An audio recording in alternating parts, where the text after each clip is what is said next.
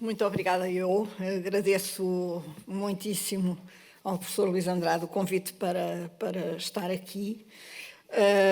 No programa verificaram certamente, e outra vez não é critério, mas é curioso que sejam todos, os outros palestrantes sejam todos homens a falar sobre homens. E como vão ter a oportunidade de ver no meu slide quase final, isso nota-se.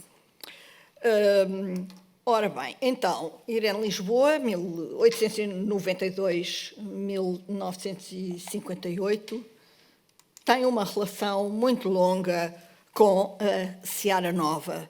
A capa que tem aqui é de uma antologia das crónicas e outros textos, poemas, textos de educação que Irene Lisboa publicou na Seara Nova.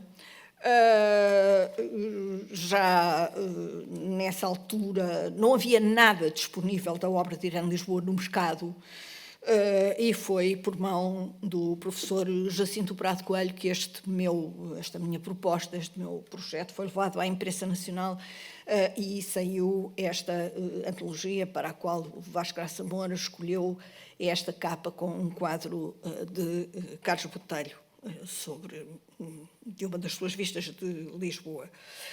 E aquilo que me interessa é, por um lado, a sistematização atualizada das relações entre Irene Lisboa e a Seara Nova, o que já pude fazer num artigo publicado no número de primavera da revista Seara Nova, e aí dei conta das obras editadas com a chancela ceareira ou impressas na Gráfica Lisbonense, que era na Porta ao Lado, na Rua da Rosa, e regressar também, já nesse artigo, ao inventário da colaboração da autora neste prestigiado periódico. No total, o Luís disse há bocado que eram 177 textos, na minha conta são 238, e 4, aliás, porque em vários números há mais do que um texto dela, às vezes assinado com pseudónimo. O que interessa é que é um número bastante considerável de colaborações, não é?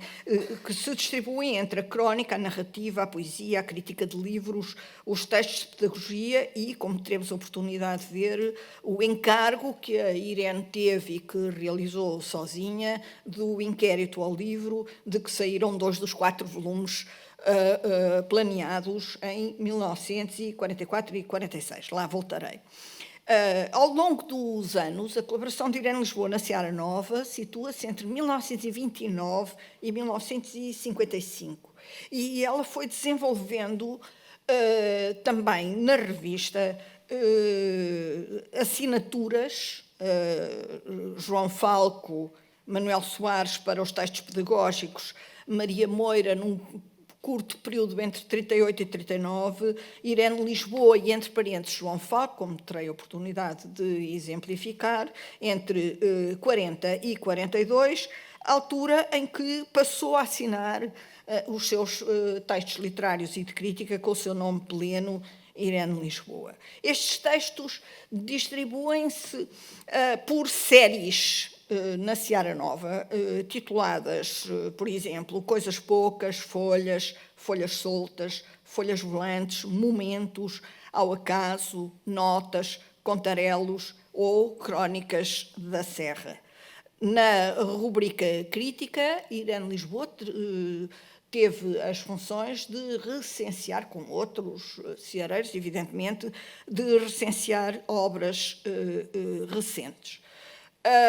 Esta colaboração persistente, que é um termo que já hoje foi usado aqui várias vezes e que também se aplica em Lisboa, esta colaboração com um elevado número de peças é, desde logo, uma evidência da proximidade de Irene com a Seara Nova. Quanto às edições com chancela da Seara, como já disse, já fiz o levantamento disso num artigo, darei agora apenas alguns exemplos por causa da composição da composição de livros, ainda na tipografia, se calhar saltei aqui um slide, não saltei, é a seguir, ainda compostos na tipografia da Seara Nova, na Calçada do Tijolo, 37. Depois, os livros, aquele que temos aqui é Solidão, Notas do Punho de uma Mulher, do lado direito, e do lado esquerdo, os 2 livros de poesia publicados em 36 e 37, respectivamente. Um Dia e Outro Dia, Diário de uma Mulher, assinado João Falco, mas logo denunciada a identidade feminina da autora no subtítulo, Diário de uma Mulher, que são poemas, e depois, em 37, o Outono, Havias de Vir, Latente Triste, que está também neste slide. Depois, a coleção de 3 caderninhos assim pequeninos, que estão na exposição da Biblioteca Nacional, que são publicados também pela Seara Nova, a coleção A Pena, que teve apenas estes 3 números, e que foram também impressos na Seara Nova. Podem ver aqui a capa do número 3, que tem no colofón, não é, esta indicação dos 3 números. Tem um dado também interessante do ponto de vista sociológico, que é o preço, 15 tostões ou 2 escudos, sim, para o número maior, o terceiro, e por acaso em 2 deles, no primeiro e no segundo, nos exemplares que eu possuo, tem com carimbo que afinal era 4 escudos, não era 1,5. Não sei muito bem as voltas que isto deu, não é? Mas, de qualquer forma, para nós hoje parece, é uma curiosidade, não é? Mas tem a chancela Seara Nova, 1940, para os 3 cadernos, não é? Depois temos o livro Esta Cidade, com uma magnífica capa de Hilda Moreira, colega de Irene Lisboa e sua amiga de toda a vida, colega na Escola Normal Superior, que ambas frequentaram, em que se formaram. Então, cá está um exemplo do Irene Lisboa, entre parênteses, ainda João Falco, não é? E é uma série de novelas que são aqui reunidas. No caso dos apontamentos, também publicado com a chancela da Seara, uma coisa muito interessante, não é o único livro para que isto acontece, que é um folheto em que se faz a publicidade do volume, se apela à compra. Tem ali, como estão a ver ali, mais ou menos a 3/4 da página, um picotado, não é? Para as pessoas poderem destacar e fazerem a encomenda do livro, e este documento foi impresso também na tipografia da Seara Nova, como está ali apontado, 2.000 exemplares. Depois há uma outra coisa também muito interessante, que é o conjunto de materiais que corresponde apenas a uma parte do espólio de Irene Lisboa, cuja entrega na Biblioteca Nacional foi negociada pela sua herdeira Inês Gouveia Espanha, filha de Hilda Moreira.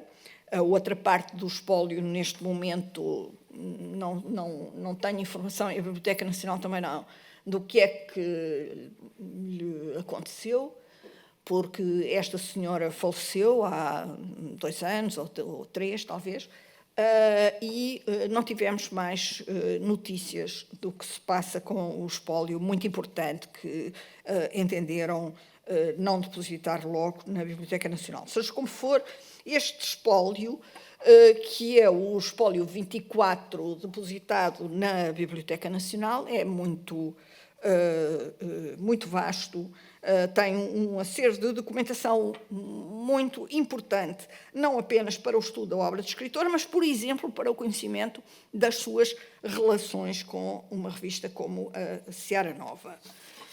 Antes, porém, de passar a isso, considerarei algumas peças de um conjunto de exemplares da Seara Nova que pertenceram à coleção de Irene Lisboa e que me foram oferecidos por Inês Gouveia, afilhada, como já disse, de Irene Lisboa e filha de Hilda Moreira. Vou mostrar casos em que temos aqui no número 746, em que nós vamos ter uma página de contarelos, um contarelo que virá a ser publicado no livro de 1955, Uma Mão Cheia de Nada, Outra de Coisa Nenhuma, mas o que é interessante aqui não é apenas a colaboração na Seara Nova, é que a censura, num conto para crianças, cortou 23 linhas, assinalou a Irene à margem direita, a lápis, e há outros exemplos dentre os números da Seara Nova que me pertencem e que hão de ir parar à Biblioteca Nacional, mas é curioso, a censura corta num conto infantil 23 linhas. Penso que não corta por causa do conteúdo do conto, que é, garanto eu, infantil, não é? Quer dizer, inofensivo, não tem nada de político, naquele sentido mais geral da palavra. Não fui verificar no espólio, porque trata-se de uma versão que foi profundamente revista para a publicação no livro Uma Mão Cheia de Nada, Outra de Coisa Nenhuma. Não tive tempo agora de ir verificar as etapas dessa revisão, mas acho é que os censores, com certeza, não tinham filhos e não contavam histórias para adormecer aos seus filhos. Cortavam e pronto, porque sabiam quem era Irene Lisboa, que tinha sido expulsa do ensino em 1940, a Seara Nova e a Irene Lisboa, pois com certeza eram um objeto de interesse dos censores, não é? Fosse qual fosse a natureza dos textos. Mas vamos passar então a alguns aspectos do espólio de Irene Lisboa na Seara Nova, o espólio 24. Frequentes vezes a autora de Solidão usou aparas da Seara Nova como papel de escrita para a sua escrita. Isso vê-se pelo formato, não é, dos documentos, muitas vezes usados em frente e verso, que é uma forma de, para quem vivia de uma reforma de professora, não é? Que devia ser pequena, não apurei quanto era, mas era com certeza pequena, porque ainda hoje são, não é? Mas usava este material com muita frequência. Há imensas peças no espólio que são registros nestas páginas. Por exemplo, posso dar um outro exemplo ainda, de um poema, O Coração, e na pasta Poesia 2, assim identificada no inventário do espólio do Arquivo de Cultura Portuguesa Contemporânea na Biblioteca Nacional, incluem-se 8 números da Seara Nova, que eram da tal coleção de que eu tenho a fortuna de ter vários exemplares. Incluem-se 8 números da Seara Nova em que Irene Lisboa publicou poemas com anotações autógrafas para edição futura. O texto que tem aqui do lado esquerdo é o texto da descrição que está publicado no inventário do espólio, acessível online no site do Arquivo de Cultura Portuguesa Contemporânea na Biblioteca Nacional. É claro que quem consulta a revista, que está felizmente disponível online, como foi dito há bocado, e que eu acho uma coisa absolutamente exemplar, não vê estes números com emendas autógrafas, não é? Que são, por vezes, muito interessantes e que são trabalho para a inclusão destes textos, não é? Dentro da Seara Nova. Portanto, digo, para o caso da poesia, temos 8 números da Seara Nova com ilustrações, com emendas autógrafas. Além disso, há ainda outras páginas, e aqui, evidentemente, que os materiais que vos estou a apresentar não estão publicados, são materiais que fazem parte do Arquivo de Cultura Portuguesa Contemporânea. Devo à doutora Fátima Lopes, sua diretora, um muito especial agradecimento pela rapidez com que foram feitas as reproduções daquilo que eu precisava para esta ocasião. Os poemas são assinados ainda João Falco, como podem ver neste exemplo, e no anterior. São textos de 1938. Seguidamente, vemos uma coisa que também me parece muito interessante para os estudiosos da Seara Nova, que é um exemplar da publicidade da exposição bibliográfica das edições da Seara Nova na Papelaria Artex, abrangendo o período de 1921 a 1946, na Rua Nova do Almada.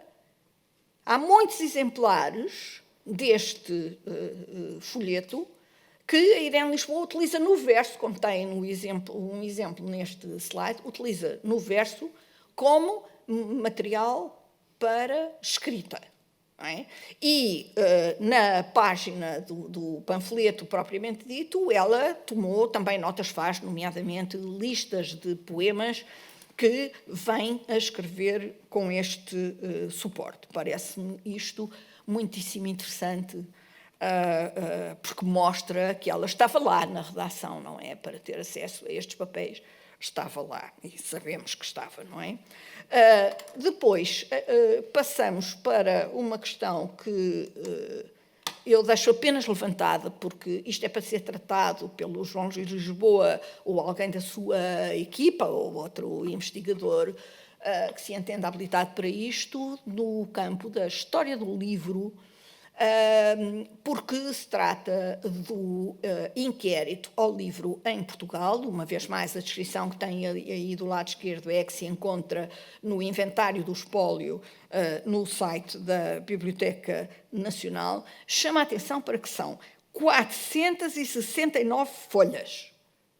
Ou seja, além dos 2 volumes publicados de um projeto que era muito mais vasto que isto, porque havia a intenção de publicar 4 volumes, como podem ver aqui nesta explicação incerta no primeiro volume. Portanto, havia a intenção de publicar 4 volumes e não apenas os 2 que foi possível realizar.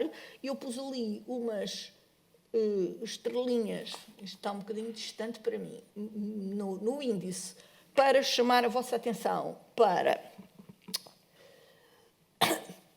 um texto sobre as bibliotecas culturais, que foi um projeto dirigido e levado a cabo por Alexandre Ferreira, pai de José Gomes Ferreira, que foi deputado municipal e que foi responsável por uma imensa série de atividades nomeadamente, por exemplo, a fundação da colónia balnear O Século, para a qual no verão iam aqueles miúdos ardinas que distribuíam os jornais a partir do bairro Alto para toda a cidade e que andavam descalços com aquele peso imenso e que nunca tinham visto o mar, nem conheciam a ideia de férias, nada disso, não é?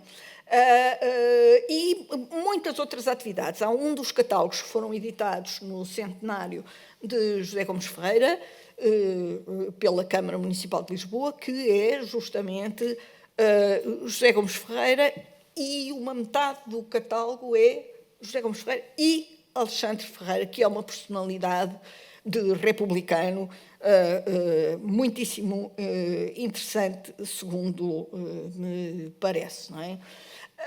Depois ainda também aqui, com as estrelinhas na imagem da direita, com as estrelinhas, está a resposta ao inquérito da Seara Nova, está um resumo da autoria de Irene Lisboa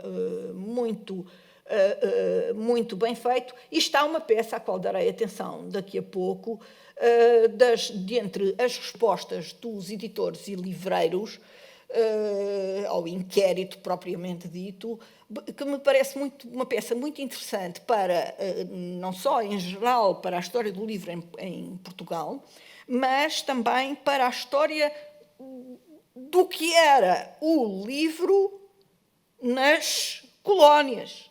Porque o exemplo que vos vou mostrar é de um editor e livreiro de Lourenço Marques, o que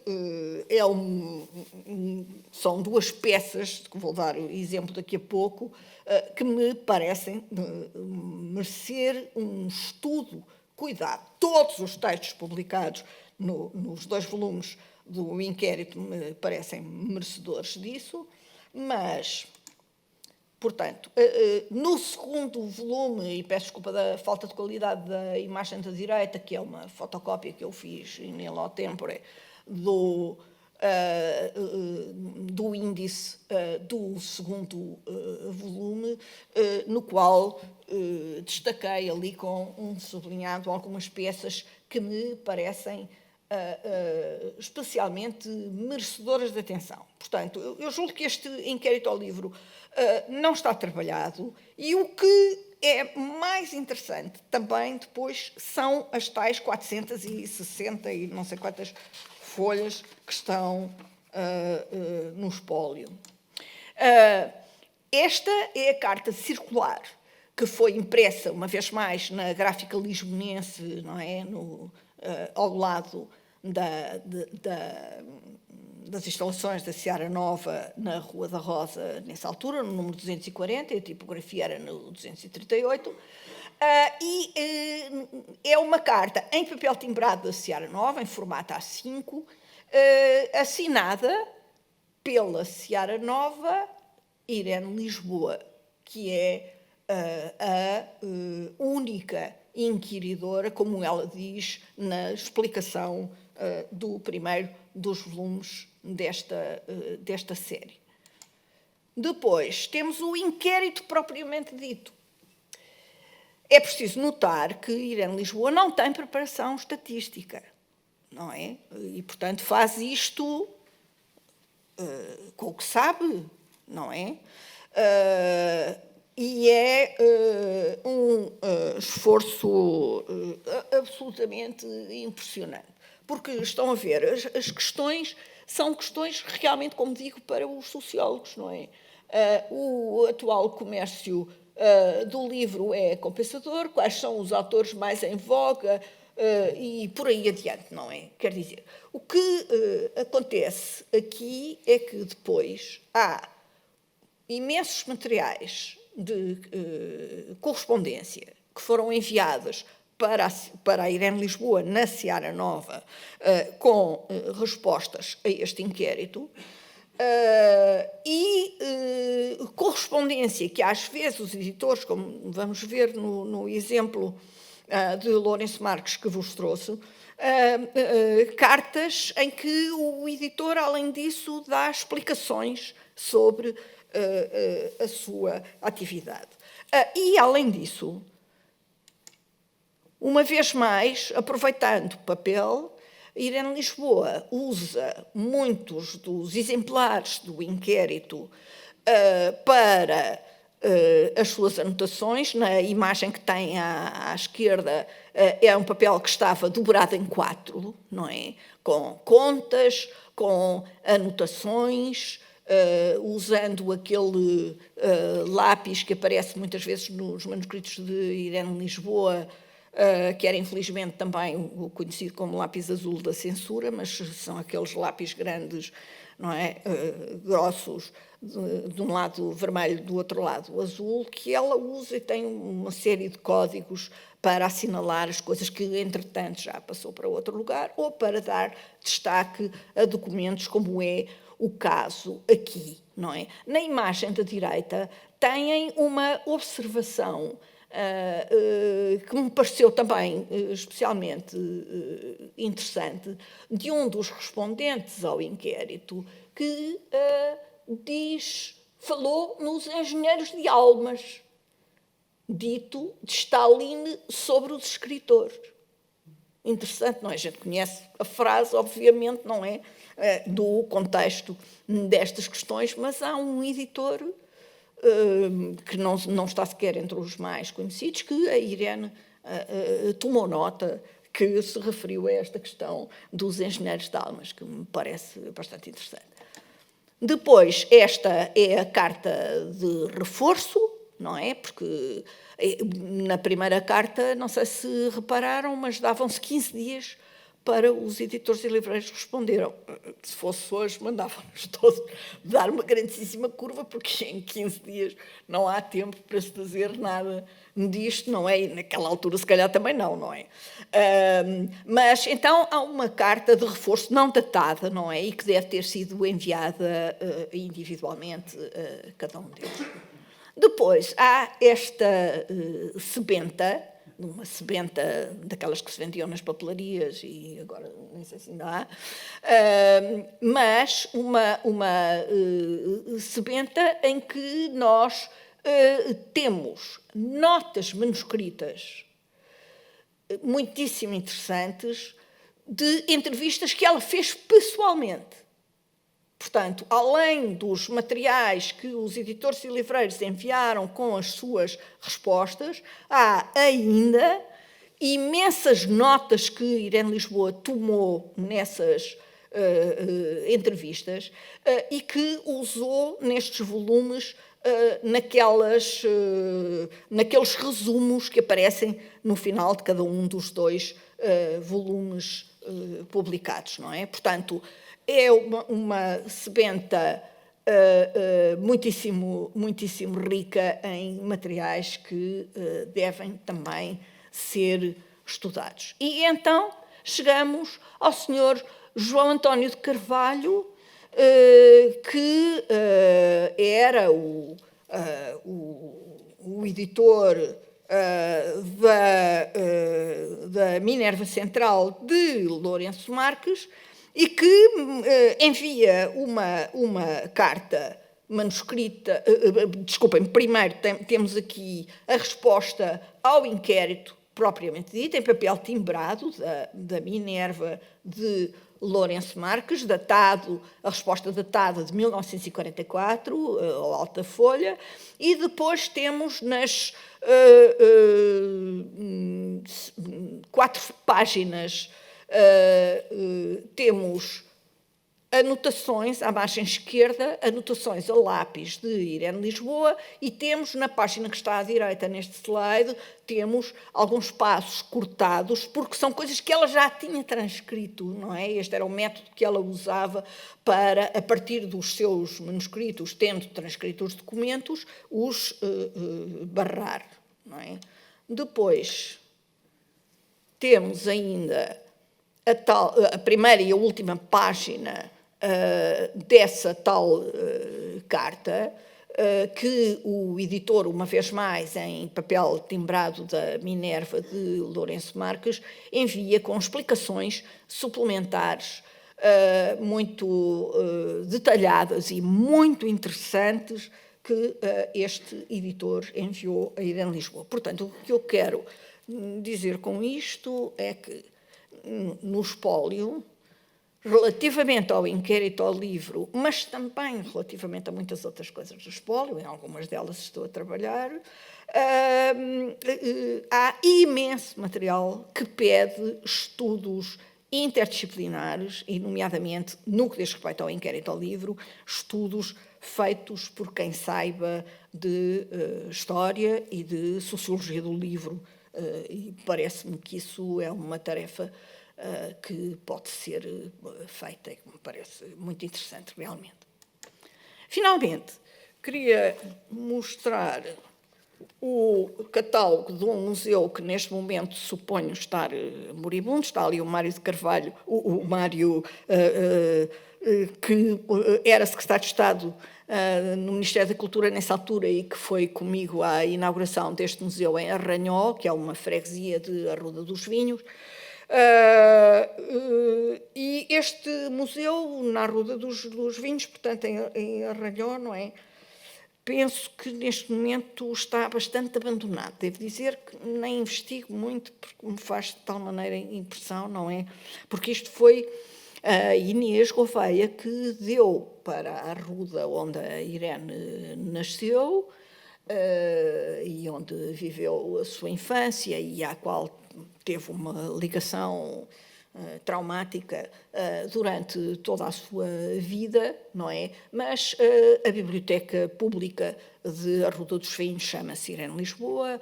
Há quem trabalhe muito bem nas escolas do Conselho com obras da Irene Lisboa e ela achou por bem dar objetos mais pessoais para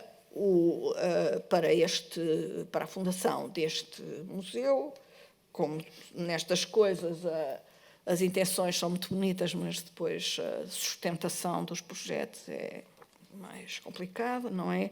Mas isto inclui imensas coisas pessoais, inclusivamente uma coisa que os senhores que são historiadores conhecem com certeza.